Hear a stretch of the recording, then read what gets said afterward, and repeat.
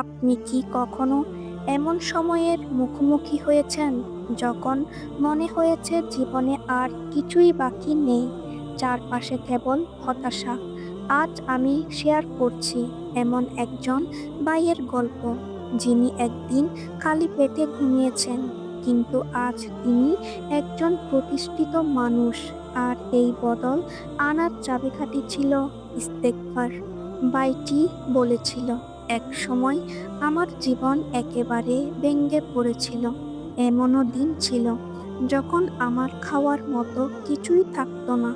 ক্ষুধার যন্ত্রণা এমন পর্যায়ে পৌঁছেছিল যে সহ্য করতে না পেরে একবার বাজার থেকে খাবার চুরি করেছিলাম। আল্লাহ আমার এই গুনাহগুলো যেন মাফ করে দেন।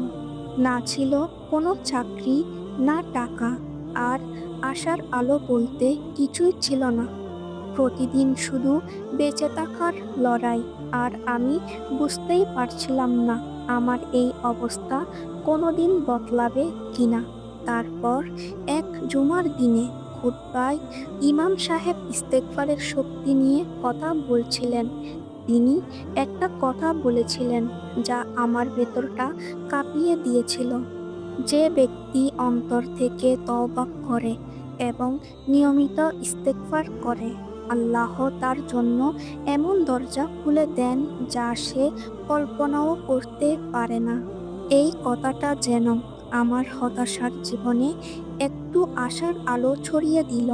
সেদিন থেকেই আমি প্রতি ওয়াক্ত নামাজের পর অন্তত 10 বার করে পড়া শুরু করলাম, আস্তাগফিরুল্লাহি ওয়া আতুবু ইলাইহি।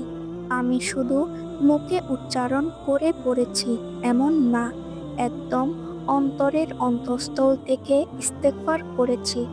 আর আল্লাহর কাছে শুধু কাঁদতে কাঁদতে বলতাম, আল্লাহ যেন আমার এই অবস্থা বদলে দেন। সুবহানাল্লাহ। অল্প কিছুদিনের মধ্যেই আমার জীবনে পরিবর্তন আসতে শুরু করলো। আল্লাহর রহমতকে আমরা কখনোই পুরোপুরি বুঝতে পারি না। প্রথমে ছোট একটা চাকরি পেলাম, তারপর আরো ভালোটা। কঠোর পরিশ্রম আর আল্লাহর রহমতে টাকা জমিয়ে একটা ছোট দোকান খুললাম।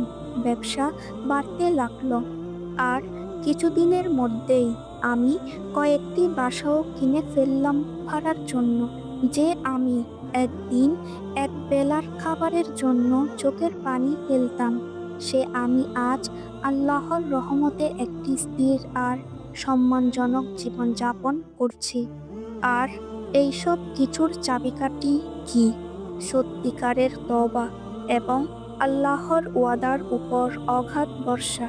আলহামদুলিল্লাহ, সুম্মা আলহামদুলিল্লাহ। দোয়া তকদির পরিবর্তন করতে পারে। আমাদের জীবনে এমন কিছু সময় আসে যখন দেয়ালে পিঠ থেকে যায়, ডানে বামে আশেপাশে সব জায়গায় অন্ধকার। নির্দিষ্ট চাওয়া পূরণ করা ছাড়া আপাতত দ্বিতীয় কোনো পথ খোলা নেই। কিন্তু চাওয়ার মতো চাইতে পারলে আল্লাহ কখনো ফিরায় না।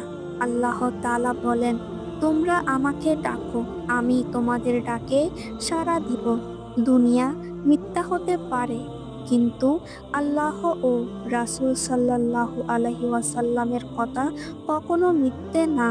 আজ আমরা এমন কিছু বিশেষ সময় নিয়ে কথা বলবো, যেটা দোয়া কবুলের আদর্শ সময়, তাহাজ্জুদের সময়। আল্লাহ তাআলা রাতের শেষ সময় এসে বলেন, কে আছো আমার কাছে চাইবে, আমি তাকে দিব। কে আছো আমার কাছে ক্ষমা চাইবে, ক্ষমা করব। স্বয়ং মালিক আপনার কাছে বলছে, অথচ আপনি চাইছেন না, আর বলছেন আমার দোয়া কেন কবুল হয় না। রাসূল সাল্লাল্লাহু আলাইহি ওয়াসাল্লাম বলেন, যে ব্যক্তি ইস্তেগফারকে আটার মতো লেগে থাকবে, আল্লাহ তাআলা তার সমস্ত বিপদের পথ খুলে দিবেন। মায়ের কাছে দোয়া চাইবেন, আল্লাহ তাআলা মায়ের দোয়া কখনো ফেরায় না।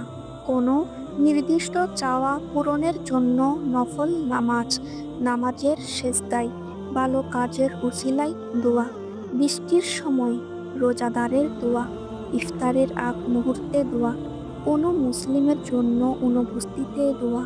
মুসাফিরের দোয়া অর্থাৎ যে ব্যক্তি সফরে বের হয় ইসমে আজম পাঠ করার পর দোয়া। মূলত আল্লাহ তাআলা সবার দোয়াই কবুল করেন চাওয়া মাত্রই। দোয়া কবুলের কিছু শর্ত রয়েছে, সেগুলো পূরণ করলেই হয়। রাসূল সাল্লাল্লাহু আলাইহি ওয়াসাল্লামের উপর দরুদ।